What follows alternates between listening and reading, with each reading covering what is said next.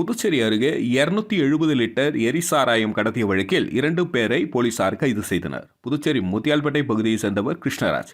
கரையாம்புத்தூர் பகுதியில் அரசு அனுமதி பெற்று சாராய் கடை நடத்தி வருகிறார். கடந்த 20ஆம் தேதி கிருஷ்ணாபுரம் மணமேடு பகுதியில் புதிய சாராய் கடை ஏலம் எடுத்தார்.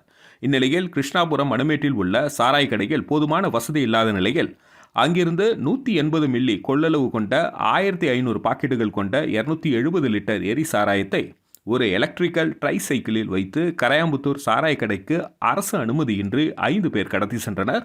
அவர்கள் தமிழக பகுதியான பேரிச்சம்பாக்கம் பலட்டாறு அருகே சென்றபொழுது மத்திய நுண்ணறிவு குற்றப்பிரிவு போலீசார் அவர்களை கைது செய்ய முயன்றனர். அதில் 3 பேர் தப்பியோடி தலைமறைவாகிவிட்டனர்.